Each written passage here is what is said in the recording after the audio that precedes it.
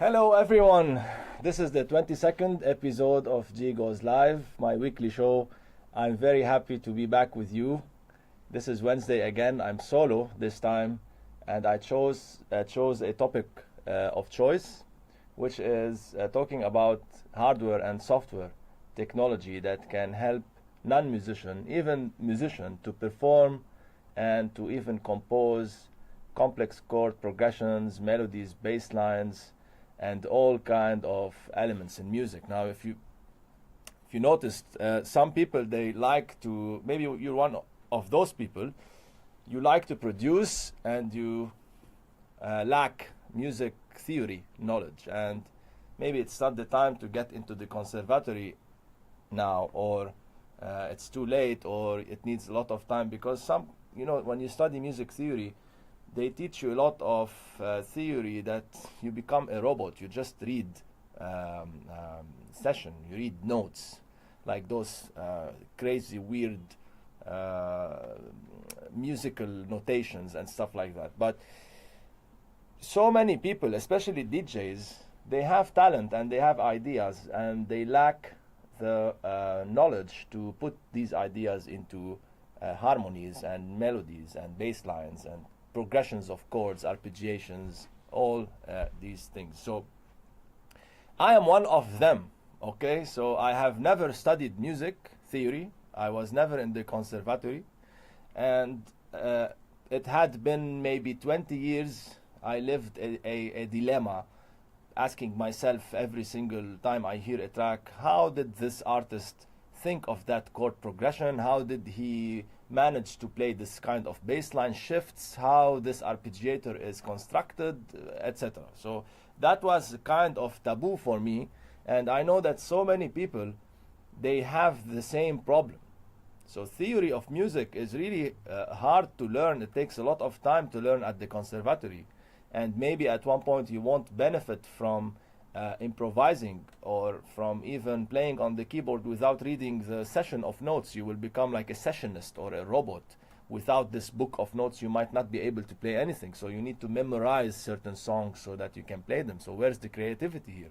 Anyway, of course the conservatory is very important and all these things, but I'm talking about people who just started production or DJing, or who are already DJs and they want to move into production. They get stuck somewhere when it comes to the musical patterns, when they want to construct something creative. When it comes to playing on the keyboard, they look at the keyboard and they are like, I don't know how to use this, okay? I can know how to do drums, I can use the drum pad, I can do a lot of automations in Ableton, and I know how to perform, how to use loops, edit them, etc. But when it comes to playing melodies, bass lines, and chords, what is this thing called chords, and how you progress with the chords? This is a very big problem that so many people face when they get into production, okay? So the technology, the advanced technology nowadays, it's moving towards this, towards solving this problem without actually having the people go into learning a lot of theory at the conservatory so that they are able to compose. Okay, so that's the topic tonight. I will be explaining and I will be telling you about hardware and software that can help anyone, okay, without any musical knowledge. Now, of course, you need to know music theory, a bit of music theory, and that's a course I give here. Like in 4 years of the conservatory, you can learn them in 4 hours. Simple formulas. I will talk about it tonight as well. It's just a very simple course you can take at here at Per-vurt School, and this course is developed by me, and I'm not a musician. So for 20 years I was studying, and I was like, swearing at myself.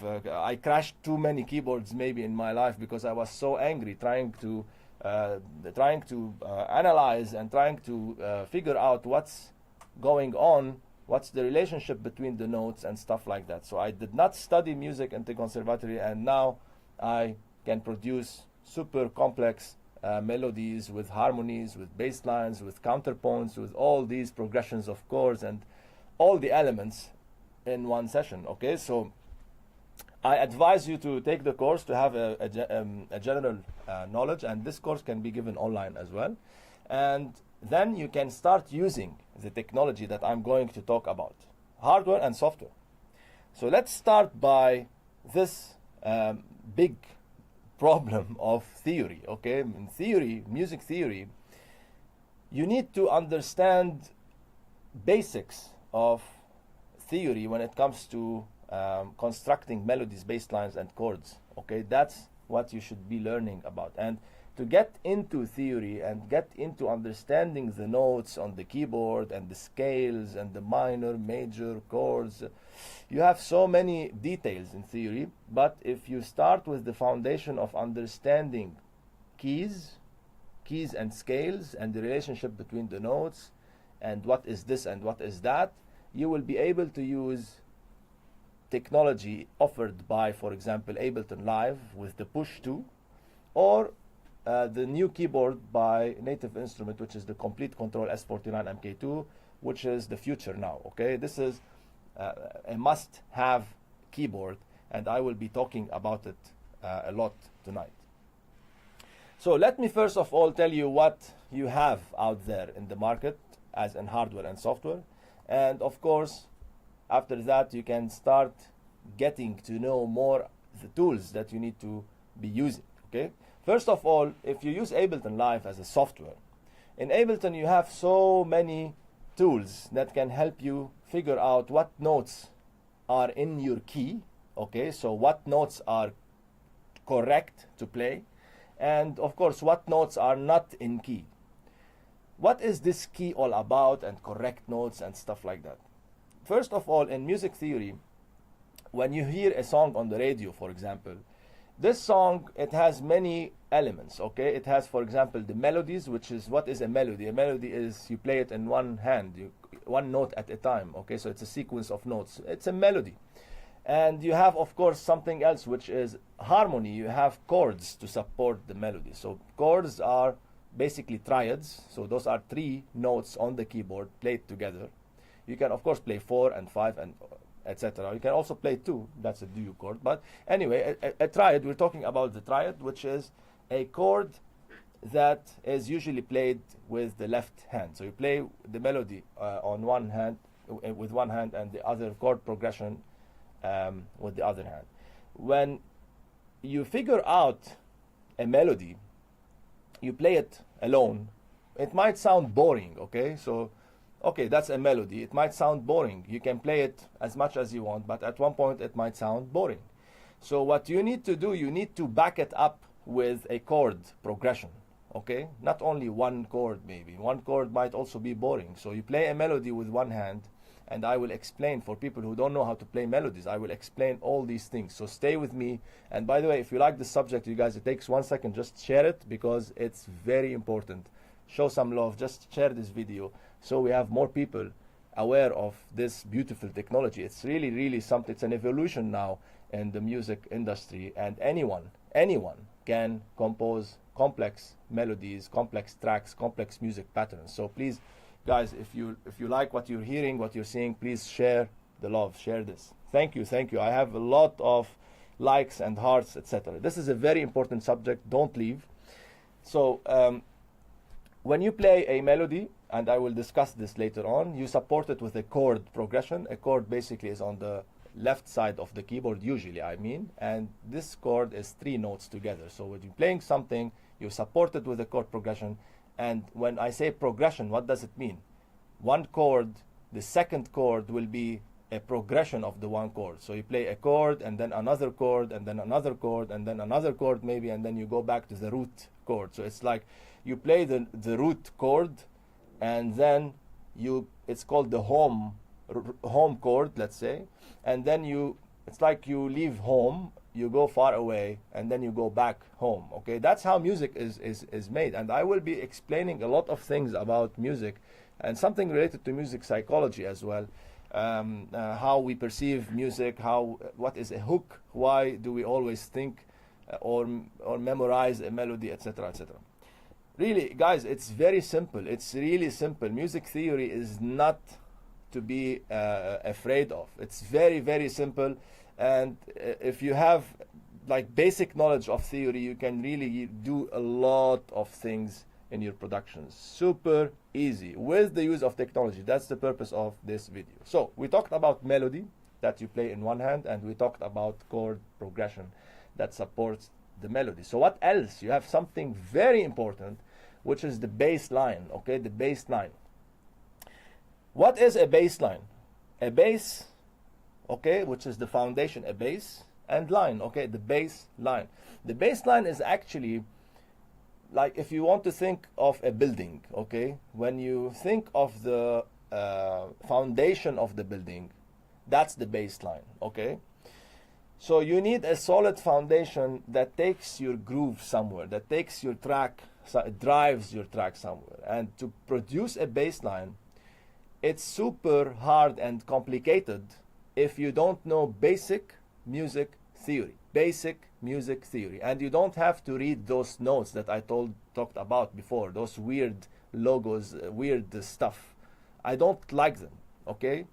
So you don't have to get into this. And if you take the course at Per-vurt, it's a super easy way to unlock all the secrets of keys, chords, major, minor, progressions, arpeggiations, bass line, melodies, etc. It's very easy, but you should use technology like Ableton software, hardware like Ableton Push, or the keyboard from Native Instruments with the LED lights on each note. I will be explaining all these things, okay?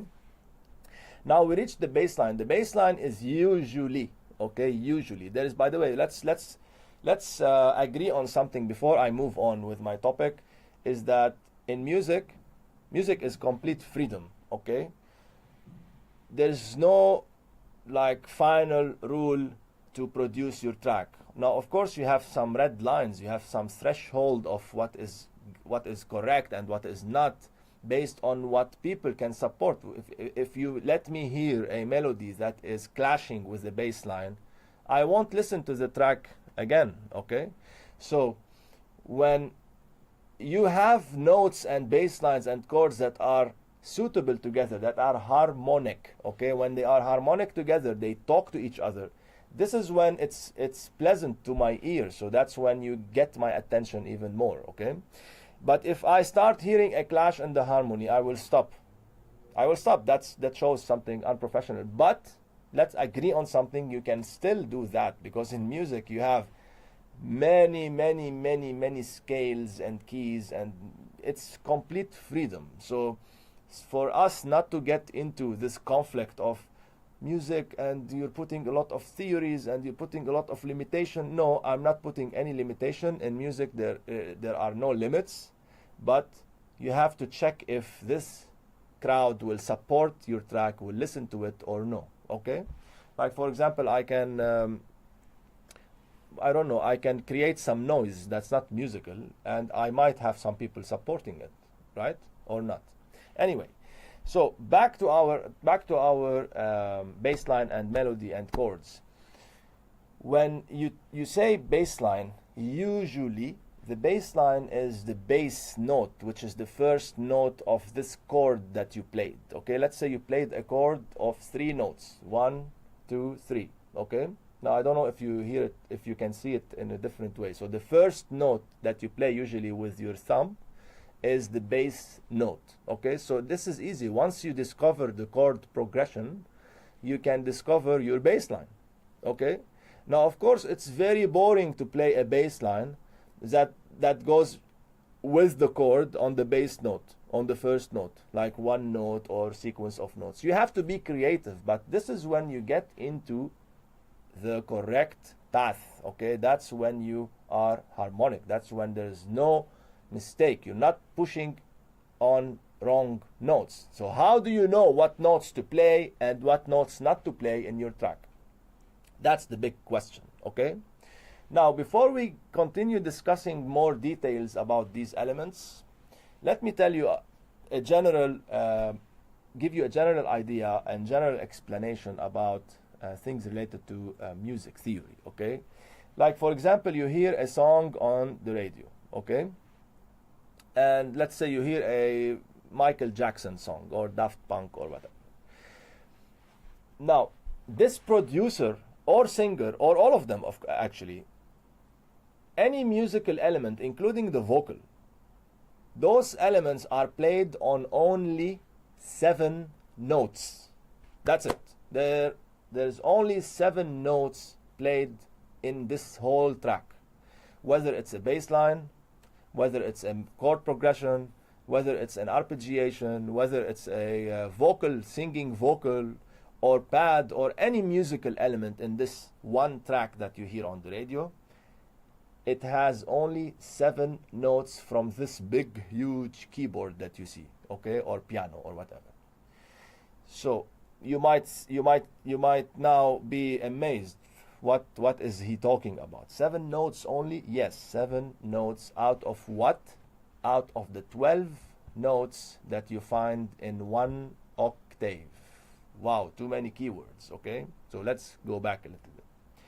When you see this huge keyboard or the piano, if you look closely to it, you will find that there is an octave, which is the first 3 white notes, and the two black notes on top, and then the other 4 white notes with the 3 black notes on top of them. Those are like shapes. You can figure it out. When you look at any keyboard, you will see this shape. That's starting from a note called C. That's called C, or in French, Do. And you will find 3 white notes, 2 black notes on top, then 4 white notes and 3 black notes on top. All this forms an octave. That's called an octave, okay? So if you want to know where is the octave, look at the beginning of any keyboard and you will find an octave of 12 notes, okay? By the way, this black or white physical plastic key, it's called key as a solid physical plastic thing, but in music terminology, in music theory, music language, a key is something else. We will talk about it now, okay? So when you have 12 notes on the first octave, the names of the notes are, I will start with the white ones only: C, D, E, F, G, and then A, B, okay? And the ones on top, the black notes, they start with C sharp because it's on the sharp of the C. It's called C sharp. And then you have D sharp, and then you have F sharp, G sharp, A sharp. So 5 black notes and 7 white notes. Those are the 12 notes that you can find in one octave, okay? Now if you look what happens after that last note, which is the B note, you will start again with the same shape. You will start again with 3 white notes, 2 black notes on top, then 4 white notes, 3 black notes on top. So look at this whole thing as one image, and you will see that it's repeating itself throughout the whole keyboard, okay?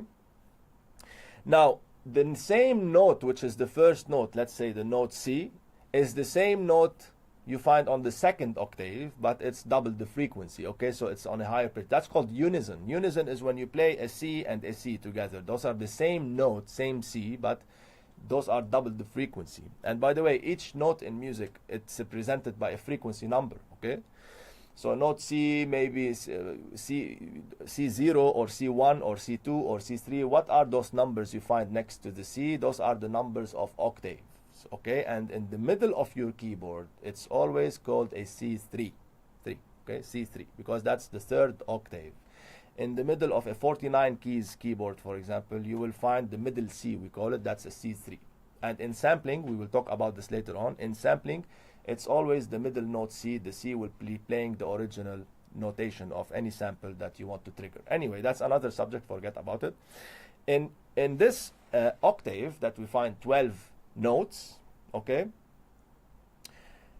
only 7 notes will form a scale or a key, okay? Only 7 notes. So when anyone wants to produce a song, you will be playing mainly on 7 out of those 12 notes, whether you are playing them on the 1st octave, the 2nd octave, the 3rd octave, the 4th octave. It doesn't matter. A C is a C anywhere, okay? So you will be playing only 7 notes out of the 12, and that will form something called a key, okay? For example, I'll give you an example. Let's say you want to produce a song on a key called C major key. C major key. So if you don't know music theory, you will not know what is C major key. Okay, so you remember I talked about the physical key on the keyboard. That's one definition, but the key in music is this combination of 7 notes, okay? Now, those 7 notes, when you play them together, you will be playing in key. That's what we call in key. So all those notes will talk to each other. It's like there is a relationship. It's a mathematical relationship, by the way, between the frequencies. And this is when all the notes played together will sound nice, will sound harmonic. And you guys, by the way, you did not show me love by sharing this video. It's very important, believe me. I never ask too much about it, but really, we should really increase the awareness about this. I will be talking about something really important in technology. Takes 1 click. Come on. So, when you are producing a track or performing a track or even trying to remix maybe a track, you will be only touching those 7 notes. If you play the 8th note or the 9th or whatever other notes than those 7, you are going to be clashing with the harmony. You can't. You can only sing and play any instrument touching only those 7 notes on any octave, okay?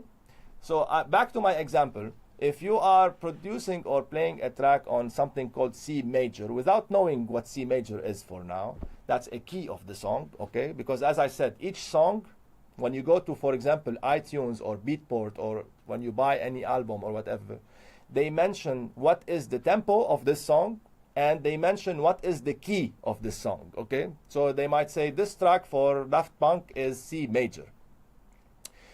It means Daft Punk and the guitarist and the drummer and the tuning of the drums and the bassist and the keyboardist and the vocal, all the elements in this track were played on this key of C major, which also means everyone was only pushing those notes from the C major that are 7 out of 12. So there are 5 notes that they never touched or never sang on, okay? Now, if you don't know what are those 7 notes, you will be trying trial and error in the studio. So you will be trying some notes, and some of them will sound harmonic, some of them won't, some of them will clash. And that process takes a long time, and you will be too frustrated because you have so many possibilities. You look at the keyboard, you find like 88 keys, and 88 keys as in plastic keys, and you just, sometimes you feel like, oh my God, what is this? How can I play on all these things? Actually, you don't. You just need to focus on 7 notes out of the whole keyboard. Those 7 notes will repeat themselves on different octaves, okay? Now, let's go back to this example of Daft Punk. Let's say they have a track on C major, and you want to remix this song, or you want to play it again, or you like the key, you like the mood, because each key is related to a certain mood, okay? I will be discussing keys in a minute, but you want to produce something that is from the same, same vibe, okay? Same key. Or you want to play something on top of it, maybe. You want to remix it, or you want to just take the vocal and play your own melody. You just forget about the original melody and you play something else. So if you don't know what are the 7 notes available in the C major key, you cannot actually play live, you cannot actually produce or remix, or you will be hitting right notes and you will also be hitting wrong notes, because 5 out of those 12 notes are wrong, okay? And 7 are correct. So sometimes what you do, you go to the internet, for example, and you say, what is C major? And they list the notes on your keyboard. They tell you C major key equal notes C, D, E, F, G, A, B. Those are the 7 notes in C major. Now, you might ask, how come I memorized this? Because C major is the easiest key out of all the keys that you find in music.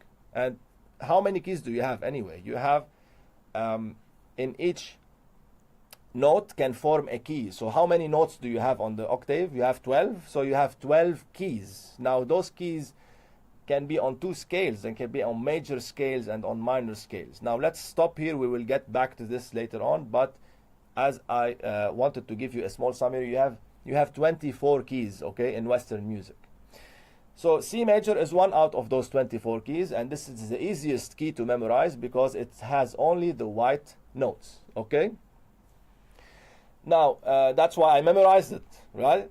So C major is only the white notes. Now, it doesn't mean that all the majors, they have white notes and all the minor, they have black notes, because I used to think like this from when I started to discover music theory. No. So there's a formula.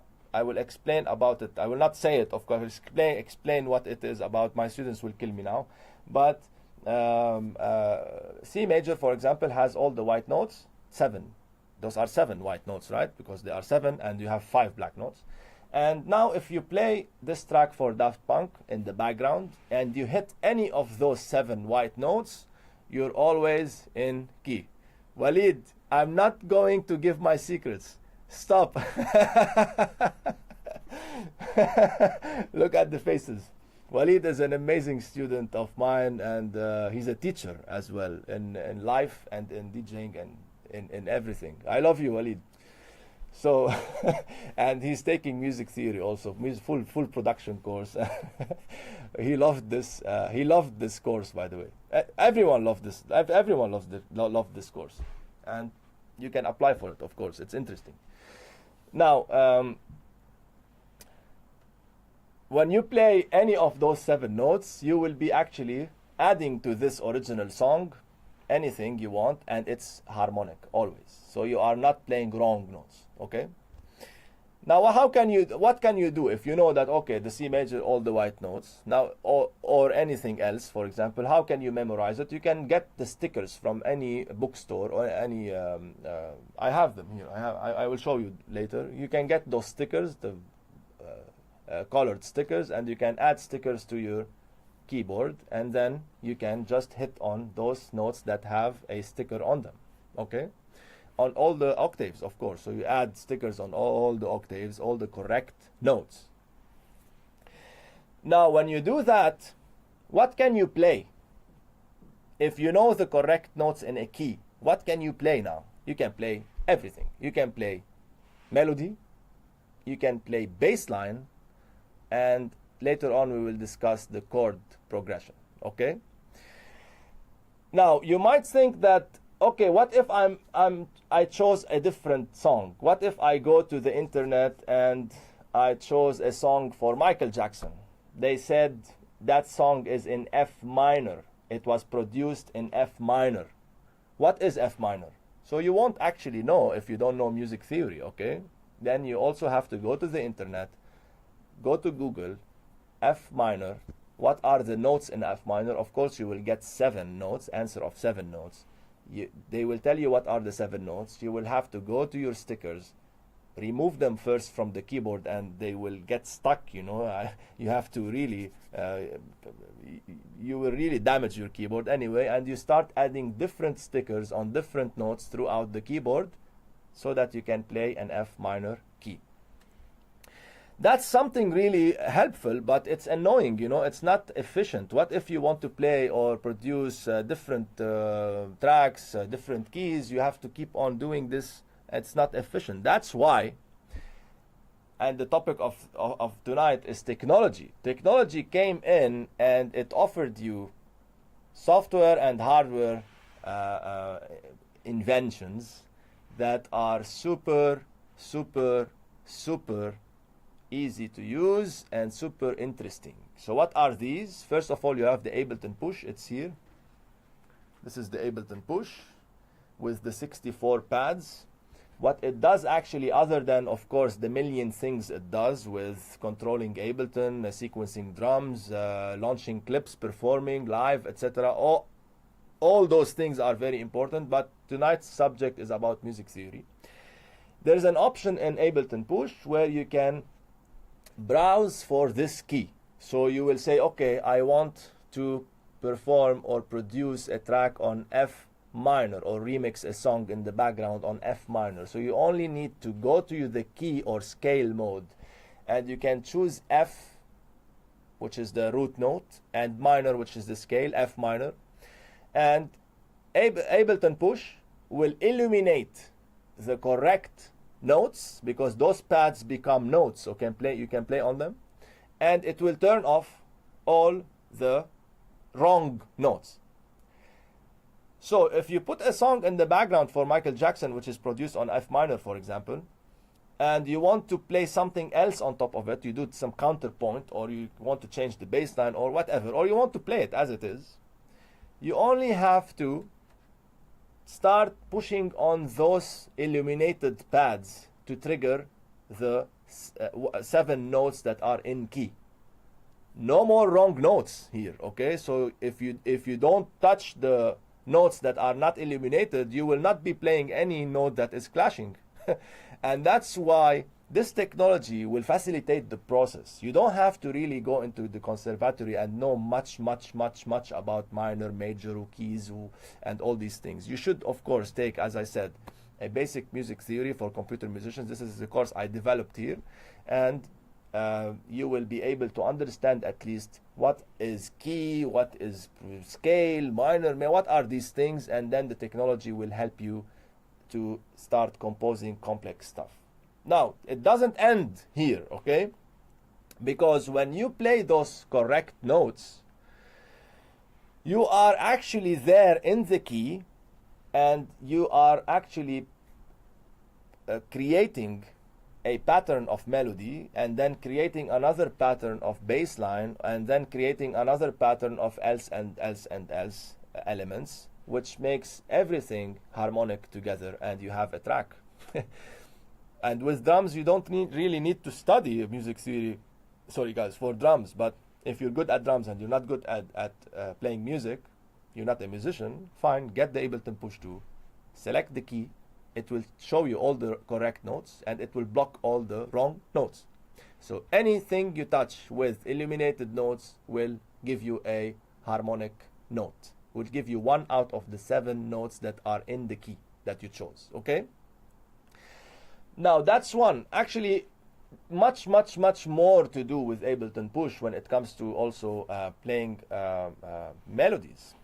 Now, of course, if you finished with this layer of melody and you want to support your melody with chords, now we get into the beef of it. Chords are very complex, you know, when you want to play 3 notes at the same time. If you don't know what are the notes to play, it will be really an endless process that puts you in taboo. You will get bored, you will get sick of it, you will just surrender somehow. Like I used to surrender every single night for 20 years until I discovered the secret of all these things, okay? And I developed this course. Now, with chords, you have to play a chord that is a combination of 3 notes together. You push them together. That's a triad, okay? And that's really hard to discover if you don't know what you're doing. If you just want to try, when we talked about melody, it's easier because a melody is 1 note at a time. So if this doesn't work, this will work, and you start memorizing the sequence of notes, and that's it. But with chords, it's hard because you're pushing 3 notes at the same time. So the probability of making a mistake is much higher, okay? Now, the good thing is that when you play a certain key, because as I said, each song has 1 key, it's a key, you choose 7 notes only to sing, to play drums, to play bass line, to play melodies, etc., and also to construct those chords, okay?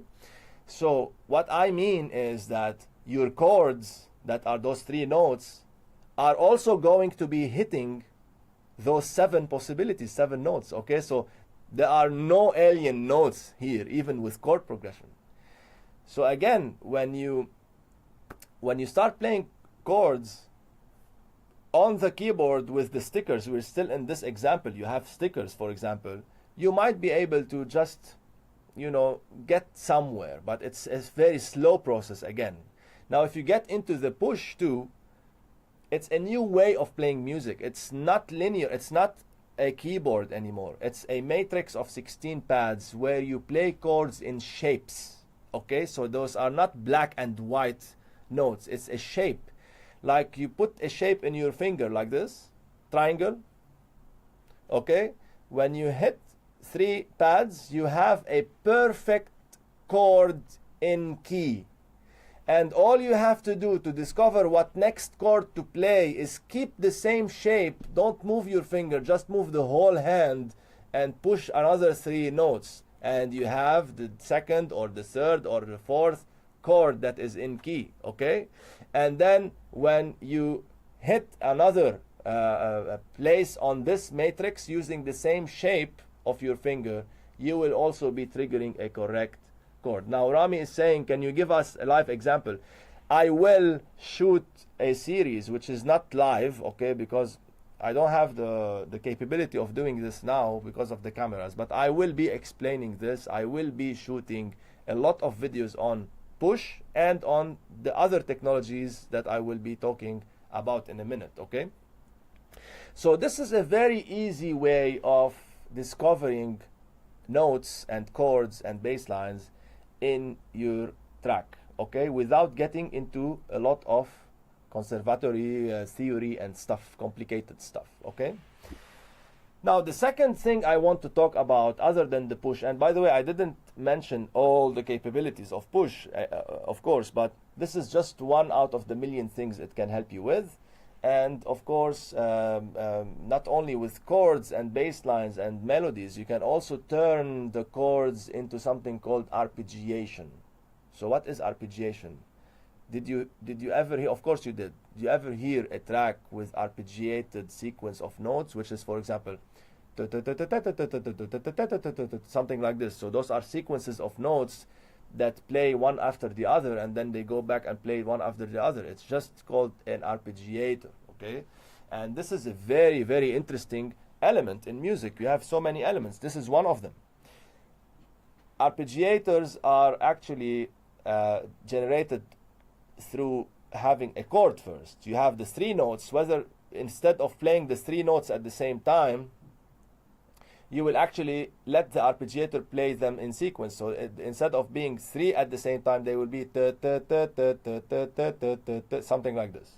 So you also have different patterns of arp. Maybe you can play the first, the last, and the middle. The first, the last, and the middle. The first, the last, and the... You only need to know what chord you are producing, and then you can turn the chord into an arpeggiator. And by the way, we're talking about triads, only 3 notes, but chords can be 4 notes, can be 5 notes, can be 7 notes, can be etc. Okay? And when you use technology, you don't really have to guess too much. It's very simple. Now musicians, in the conservatory, they let you study one key for 2 months, 2 fucking months, and you study one key only to memorize it. Now with technology, you just need to push a button to choose a key, and there you go. You have everything in front of you, and it gives you more and more possibilities to be more creative. Now some people hate this. I love it. I'm with technology because I'm not a musician anyway. And the second hardware I want to discuss is the beast, the future, the must-have keyboard, which is, I'm fortunate to be the exclusive dealer for this brand, the Native Instrument, the innovators, the future of sound, okay, as they say. This is a keyboard called Complete Control S49 and 61 MK2, and I'm also already shooting an ad for it. It will be out in the next week, I guess. And this keyboard, what it does, basically, this is the very first keyboard in the history of technology that has LED lights on each note. So imagine you have a note and you have a LED light on top of it.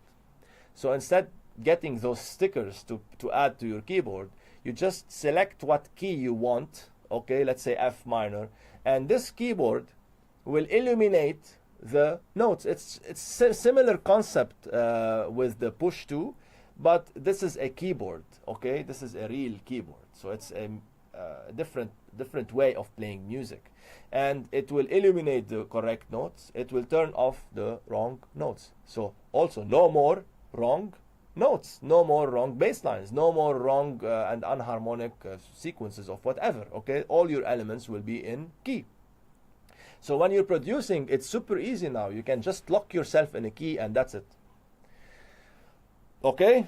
And the excellent thing about this controller, this keyboard, that gives you the LED light on each note, is that every single note can be turned into a chord. Okay, so again, I focus a lot on chords because chords are very complicated to discover. Even if you have stickers on your keyboard, sometimes you think that those 2 or 3 notes, because they are in key, can be played together as a chord, but that's not a chord. It doesn't fit in any formula. So not any 3 notes out of the 7 can be a chord. So you know what I mean? So you need to really know an interval. There is an interval. There's a distance between the note. If you don't know the intervals, you might be into trouble, and that's music theory. But again, with this keyboard, you don't even need to know this interval. You just turn the chord mode on, and each note of those illuminated notes, you can press on it once. Just one note, you press on it, and it will play the chord for you, which is 3 or 4 or 5 notes at the same time. And this chord will be in key. And when you press on the 2nd note or a 3rd note or the 4th out of the 7, any note out of the 7 can also be turned into a complex chord. Okay, so you can do the chord progression in 1 second without studying music theory. So anyone can produce complex music now. Anyone can make music with this technology that I'm talking about. The Ableton Push, of course, it's super easy also to sequence drums and to do all sorts of automations and all sorts of creations and live performance, and also to play different patterns of arpeggiations and chord progression and melodies and etc. And also this keyboard from the native instrument, the Complete Control S49, MK2 and 61. Really, you guys, it's a must-have. You should really get it, okay? It helps a lot. It gives you all the possibilities that you can have in music, okay? Without getting into complicated sheet music, sheet music and all this complex stuff. Believe me, guys, I've been really studying this by myself and doing all kind of analysis and deconstructing music and trying to get into the structure of every single pop song to discover what is the relationship between the notes and how this bass line artist created the bass line and how this keyboardist created the chords, what are the notes. For 20 years I've studied this by myself, and I discovered at the end of the day that you only need to learn basic music theory with the technology now. And if you use this keyboard, that's it, that's the future, okay? You can just create super complex chord progression that you can turn into arpeggiations also. In one note, in one push of a note, you can play a Beethoven symphony. Not the Beethoven symphony, but you can play something really complex in one push of a note. And that's not cheating, by the way. That's creativity. And with the endless possibilities that you have as the MIDI patterns inside this keyboard, the sky is the limit, okay? So again, we talked about Push 2, we talked about the Complete Control S49, and by the way, this keyboard gives you a lot of integration with the software now. With the new MK2 version, I will release the video I'm shooting. I've been shooting actually for 2 weeks now. It's an amazing keyboard, and it comes with a lot of functionalities, so you can also have transport control. What does it mean? If you're using Ableton, if you know what Ableton is, it's a system of a session with a lot of clips, empty slots, where you can add to it your musical patterns. You can just click on record and you can just type anything in key, because this keyboard gives you all the illuminated notes that are in key, so you can just start figuring out correct and harmonic patterns of music and just sequence them directly inside Ableton, and then let them play back while you move into creating another element of music. For example, if you figure out a certain chord progression, you just press on record, or you can link a MIDI pedal. You can step on a pedal. It will give an order to Ableton to record what you're doing, and you step on it again, or you push a button again, and it will stop recording, but it will play it back. So you remove your hand from the keyboard, and there you are, as if you're looping it. You're playing it again and again and again. Why? Because you need to construct something on top of it, right? So in one push of a rotary, you can go to another channel in Ableton, add a device where you can browse also from this keyboard, because it has 2 huge screens on it. You can browse for your favorite sounds and plugins, and then you can start constructing bassline. And all you need to do is just try those illuminated notes. You don't have all the keyboard to be lost in trying to figure out what are the notes that are correct and what are the notes that are not.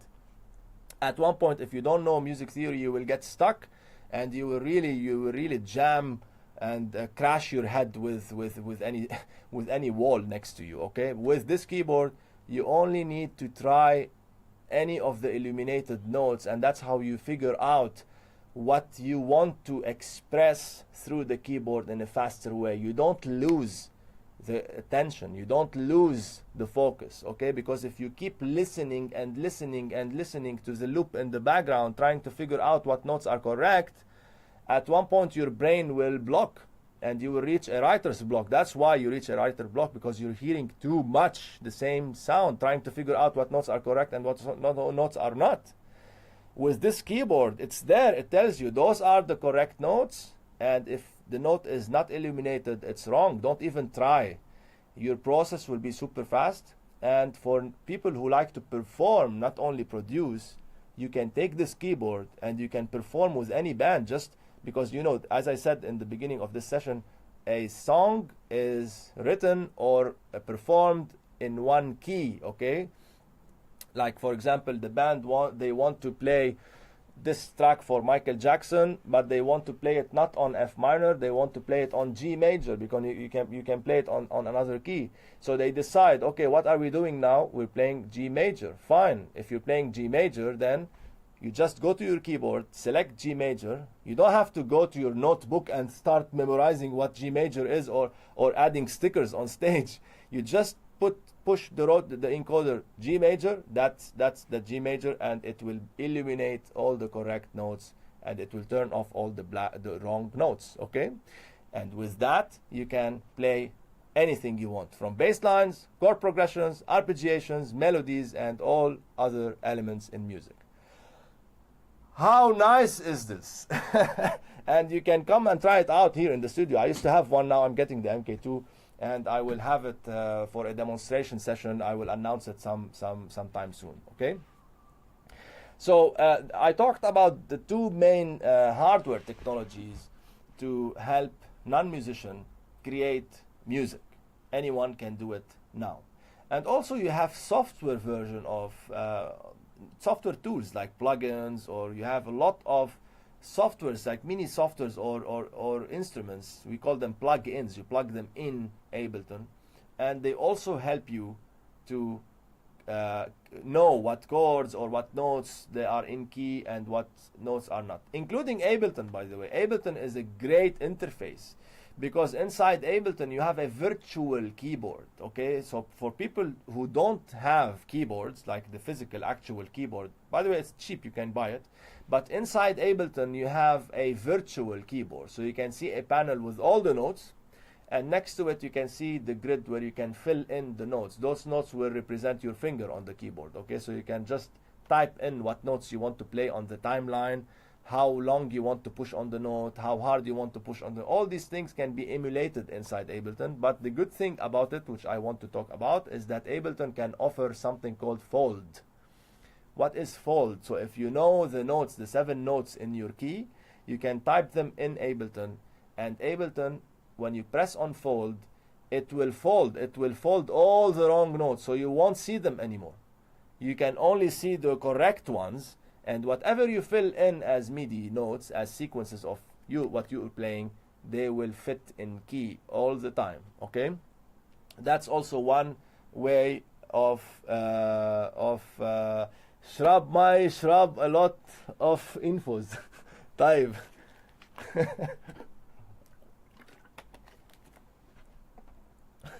Sorry. So also Ableton can give you a lot of visual guide to know how to play, perform, or compose, produce, etc., etc., etc. Now, there is a session of G.GOES Live for sure dedicated to something called Max for Live. Okay, Max for Live is an engine inside Ableton Suite, Ableton Live Suite. It's an open source engine that Ableton acquired lately, and people who write codes for softwares, they can create their own plugins, okay? So not only those huge corporations, huge companies that produce plugins can release plugins for Ableton. Also, any engineer who is into writing computer softwares can actually produce a plugin, inside Ableton. So that's also an engine which is very important. And in Mics for Live, some artists, and I was also fortunate to meet them recently through online, they produce some plugins for Max for Live that help people understand more music theory in the easiest way possible. Okay, I'll be allocating a session exclusively for 5 Max for Live plugins. Okay, and I will list them, I will talk about them a lot, and if you use Ableton Suite, those are also a must-have. And they are not expensive, by the way. Each one is between $19, $18 to $40. The maximum you can pay $40 for it. You buy it online from this company, from this website, and really it helps you a lot. One of them, for example, is a key detector, so it detects the key of any loop or anything that you're playing. Or one of them also is a scale finder. It finds the scale. One of them is a chord generator. It generates chords in key, etc., etc., etc. So I will be allocating a G.GOES live session on the software edition of this technology side. And also you have so many ways of using software technology provided by Ableton, by the software only, I mean not plugins. So many tricks and tips you can use to detect the keys, the notes, the harmonies, etc. One of them is a simple, very simple tuner, or a very simple spectrum analyzer with all the ways you can see which key you're in, etc., etc., etc. Now, for DJs and producers, there is also a tool, a software that is called Mixed in Key. Okay, now Mixed in Key, really I'm also very fortunate to be one out of the 5 schools in the world to have their own official sponsorship. Okay, so Mixed in Key, it's a huge company that they do this Mixed in Key software. Everyone from the big DJs and artists, they use Mixed in Key since a very long time, and I've been with them for 5 years now, and they offer Mixed in Key at 50% discount to our students. Okay, so what is Mixed in Key? Mixed in Key, mixed, it means you're mixing in key, so you're mixing 2 sources, 2 songs that are matching in key. And by the way, you guys, mixing, DJing, now we're shifting towards DJing now. We talked about composition, and to end that part, I can give you a summary. Anyone now can produce music easily, can produce complex melodies, bass lines, chord progressions, arpeggiations, counterpoints in a super easy way by using technology provided by Ableton, like the Ableton Push 2, that eliminates the correct notes and turns off the wrong notes. That's one out of the million things it can do. And with, of course, the must-have for sure keyboard from Native Instrument, which is the Complete Control 49 and 61 MK2, that has LED lights on each notes, and you can browse for the scale you want, and it will just illuminate the correct notes, and it turns off the wrong notes, and it can let you play chords in just hitting one simple note on the keyboard. You will be Beethoven in no time. Okay, that's a summary for that section. Now we're moving into another section, which is for DJs. As I said, Mixed in Key is a software that can analyze the tracks in your database and can give you the key of each song. Okay, as I said before, each song in the world is produced under one key, and you have 24 keys in music, in Western music. You have 12 keys on a major scale and 12 keys on a minor scale. Now, without getting too detailed with keys, as I said before, a key is a combination of 7 notes you find in an octave only. Out of the 12 notes, there are only 7 correct notes. Now, that's in production. You as a DJ, you have one song, okay? That's one song, one MP3 file. Now, this song was produced on a key, right? And every single musical element in this song is hitting on those 7 notes only in that specific key. And if you're mixing another song produced by another guy, another producer, who used different key, not the same key, he might be playing he will be playing 7 notes, of course, but they might not be the same 7 notes of this track. So we're talking A, B now. So A, song has 7 notes and B song has 7 notes, but those 7 notes are not the same. Maybe 4 of them are common and the other 3 are clashing. So you as a DJ, when you're mixing those 2 songs, the 2 songs, even if you are a perfect DJ who beat matches, like the beats are going in the same direction, the beats are going same tempo, same beat, they are matched. Even if you're doing this beat matching, it's no longer about beat matching. There's a sync button now. A 5-year-old kid can do a better beat match than you. That's not about beat matching anymore. It's about also key matching. You have to mix in key. So let's say you have 2 songs that are perfectly matched as in beats and tempo, and in phrases also. You have also something called phrase matching. That's even way more important than everything, okay? That's what we focus a lot in the DJ courses here, phrase matching. You have the key matching, which is called harmonic mixing. So if you're doing a perfect beat matching, and one of the song is ah, and one of the song is ooh, something like this, as in key, people are going to be so annoyed by this clash, you know? So those 2 tracks cannot fit together in the sense of key. Now, of course, a good DJ must play same style and same vibe. That's prerequisite to you being a DJ on stage, of course. And beat matching is a prerequisite, of course. But if you are doing all these things and you're playing 2 songs that are not matched in harmony, in key, you will be presenting a non-professional mix at all, because that's what matters now. It's not beat matching anymore. What matters is if you're mixing in key or not, of course, other than the other important things that are related to music selection and flow preparation and all those other things, okay? So mixed in key comes to play, and you get your database, your tracks. You put them in mixed in key. And by the way, mixed in key is not a DJ software. It's not a DJ software. It only analyzes your music files, and it will tell you each song on what key of the 24 keys it was produced, okay? And there is this chart, this Camelot chart. It's a wheel, okay? It's a circle that looks exactly like a watch. And by the way, this is called the circle of fifth or the circle of fourth. And this is a very old theory in music, but they made it into something so easy for people who don't know what major and minor and scales and all these music terminologies. For DJs who don't know these things, they created a wheel, okay? This wheel is a replica of the original old wheel of circle of fifths that was written in music terminologies, and it will help you to find out what tracks can fit together as in key, okay? So what they did, they created this inner circle. There's one circle that lists all the 12 keys on minor. Now, without you knowing what minor is, it's not important. And there's the outer circle that lists all the 12 keys on major scale, okay? Now, without you knowing what major and minor are, they named the keys, because as I said before, in Western music you have 24 keys, 12 on minor, 12 on major. Those are the scales, okay? Major tend to be a bit happy, minor tend to be a bit sad.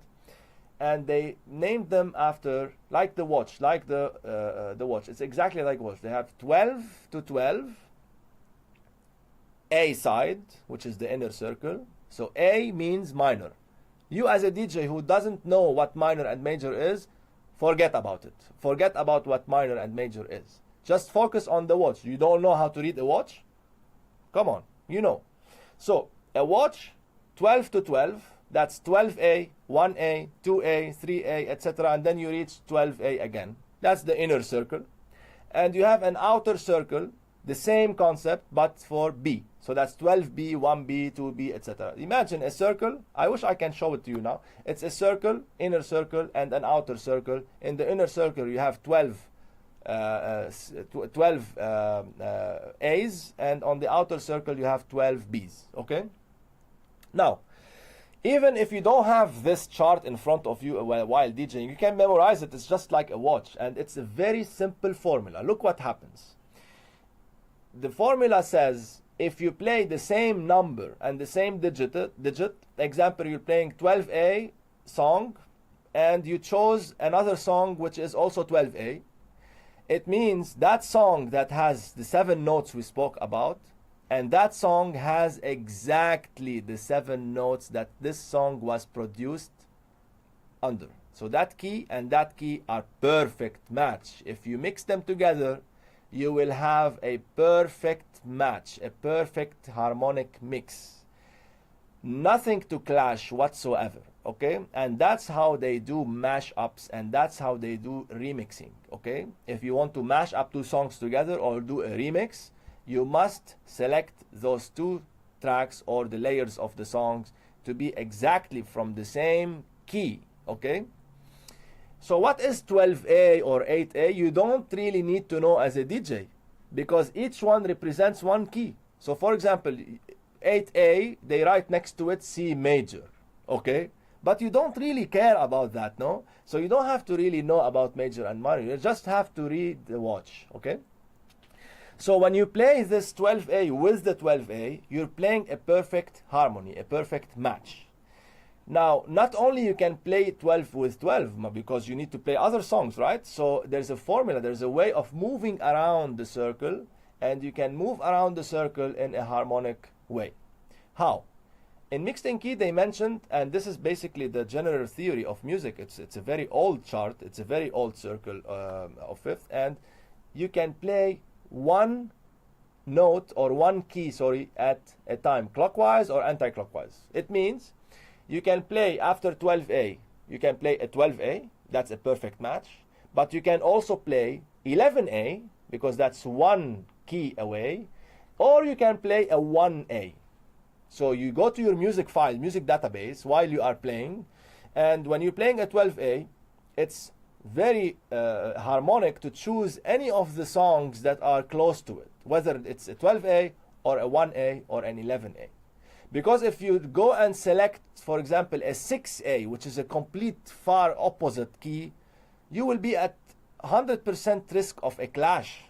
Even if you're beat matching perfectly, there's a clash in harmonies. The melodies, the pads, the chords, they are not matching together. They are annoying, okay?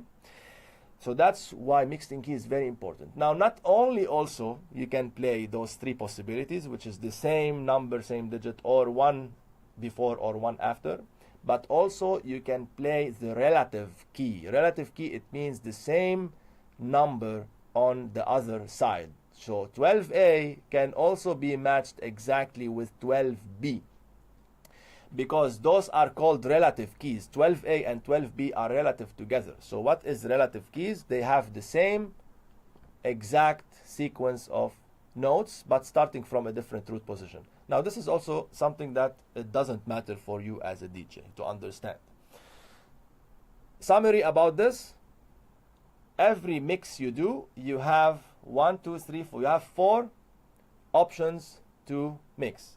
Example, if your track that you are playing now is a 12A, you can play either a 12A or 11A or 1A, or also you can play the relative key, which is the 12B, okay? So you have like 4 possibilities you can play. And that's how you start moving around the circle. You should not stay in the same zone. You should not stay in the same key. Although if you play 12A for like half an hour and you're a good DJ at beat matching, it means your mix is super professional. It's beyond professional. It's perfect.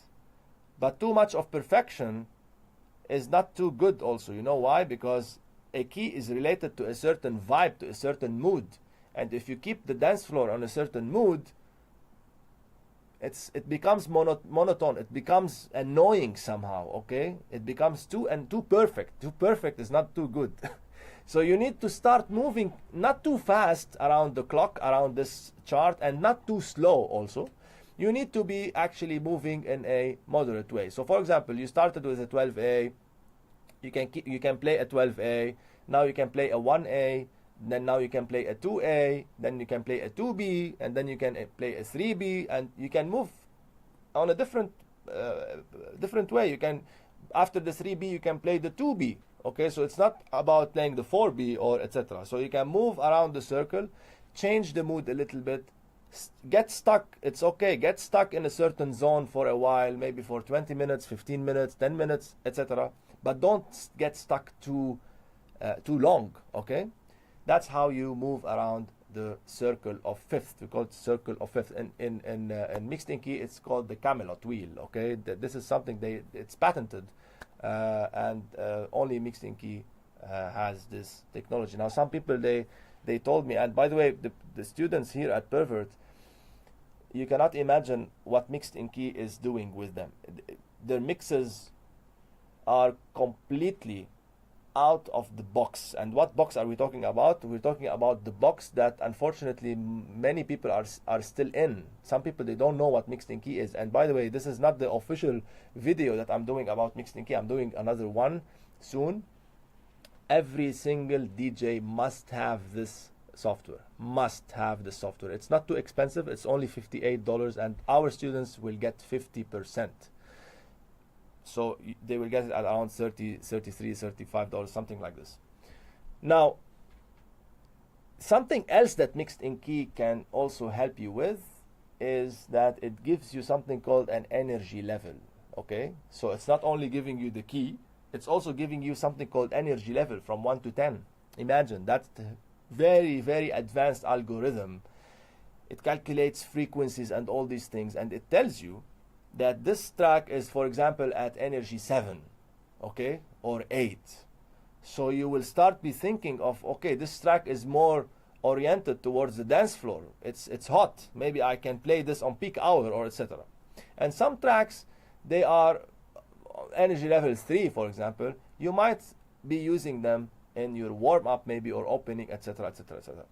Now, after I spoke about all these things, I can also tell you that you should not only use technology and bypass your own creativity and your own analysis, okay? You must use mixed in key, in my opinion, as the last stage on stage, okay? Or before you do your mixes on Ableton or your mixtape. First of all, you need to be organized with your collection, with your database. Second of all, you need to be also, you need to have all sorts of tags ready for you in other softwares, and I will be talking about this now. And of course, you need to prepare your playlists for a certain night, and then when you are on stage, you start selecting by key. You don't really close your eyes and just use mixed in key to select tracks. It doesn't happen like this. Mixed in key is there to help you find out more about which tracks are suitable together and which tracks have the same energy level, etc., etc., etc. Now, so many other things that mixed in key can do. One of them is that it integrates also with your DJ software. Like if you're using Rekordbox or even Ableton or Serato or whatever, this software, because you can add a tag, and it has a very interesting tool, which is renaming.